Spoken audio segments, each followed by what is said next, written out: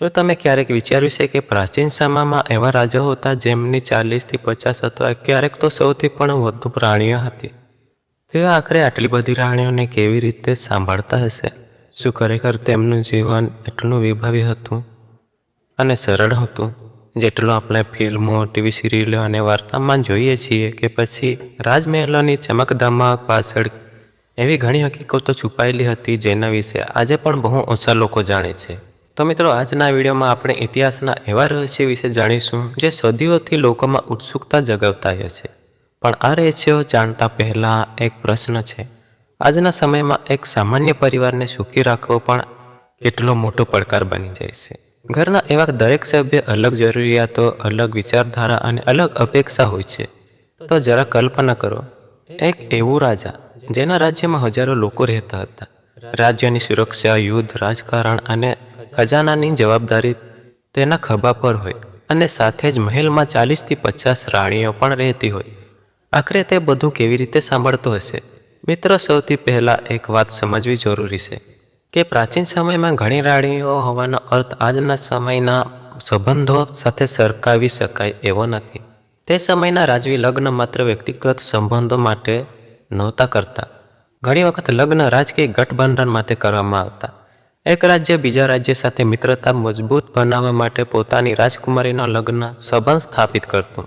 આ કારણે ઘણા રાજાઓના અલગ અલગ રાજ્યોમાં લગ્ન થતા. પરિણામે રાજમહેલમાં ઘણી રાણીઓ રહેતી હતી, પરંતુ દરેક રાણીઓનું સ્થાન અનેક મહત્વનું એક સરખું ન હતું. કેટલીક રાણીઓ ખૂબ શક્તિશાળી રાજ્ય પરિવારમાંથી આવતી, કેટલીક રાણીઓ નિર્ણયો પર અસર ધરાવતી, તો કેટલીક રાણીઓ ધાર્મિક અને સાંસ્કૃતિક પ્રવૃત્તિઓમાં મહત્વની ભૂમિકા ભજવતી.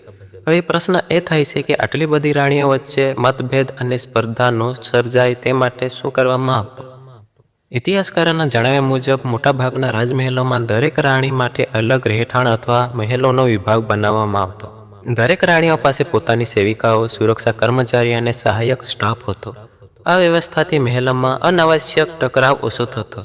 ઘણા રાજમહેલોમાં એક મુખ્ય રાણી પણ રહેતી હતી, જેને પટરાણી અથવા મહારાણી તરીકે ઓળખવામાં આવતી હતી.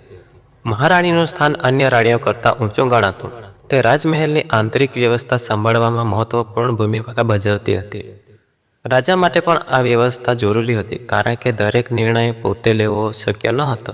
હવે તમે વિચાર કરતા હશો કે શું રાજા દરરોજ તમામ રાણીઓ સાથે સમય પસાર કરતા હશે? વાસ્તવિકતા થોડી અલગ હતી. રાજાઓનું મોટા ભાગનું જીવન રાજ્ય કાર્યમાં પસાર થતું હતું.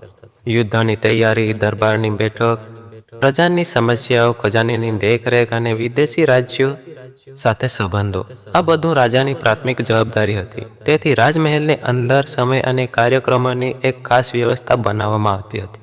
કેટલાક ઐતિહાસિક વર્ણનમાં ઉલ્લેખ મળે છે કે રાજમહેલોમાં મુલાકાત અને રાજકીય કાર્યક્રમો માટે ખાસ નિયમો નક્કી કરવામાં આવતા હતા. આ નિયમો હેતુ મહેલોમાં વ્યવસ્થા અને સંતુલન જાળવી રાખવાનો હતો. પરંતુ મિત્ર, એક રસપ્રદ વાત એ છે કે રાજા માત્ર વૈભવ અને સત્તા દ્વારા જ રાણીઓને ખુશ રાખવાનો પ્રયાસ કરતા ન હતા. ઘણી રાણીઓને જમીન, સંપત્તિ, ધાર્મિક સંસ્થાઓ અથવા સામાજિક કાર્યોની જવાબદારી પણ આપવામાં આવતી હતી. આથી તેઓ મહેલની અંદર માત્ર એક સભ્ય તરીકે નહીં, પરંતુ જવાબદાર વ્યક્તિ તરીકે પણ ઓળખ મેળવતી હતી. કેટલીક રાણીઓ શિક્ષણ, દાન કાર્યો, મંદિરોના નિર્ણય અને કલા સાહિત્યના પ્રોત્સાહનમાં મહત્વની ભૂમિકા ભજવતી હતી. આ કારણે તેમનું જીવન માત્ર રાજમહેલની 4 દિવાલો સુધી મર્યાદિત ન રહેતું.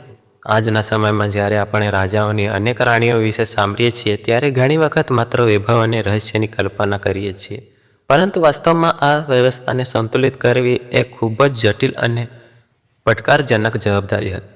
તો મિત્રો, તમને આ માહિતી કેવી લાગી? કોમેન્ટ કરીને જરૂર બતાવજો. અને જો તમને આ માહિતી ગમે તો વિડીયોને લાઇક કરજો અને મિત્રો સાથે પણ શેર કરજો. અને હજુ લગી ચેનલને સબસ્ક્રાઈબ નથી કર્યું, ચેનલને સબસ્ક્રાઈબ પણ જરૂર કરી છે. તો મળીશું આગળના વિડીયોમાં. ધન્યવાદ.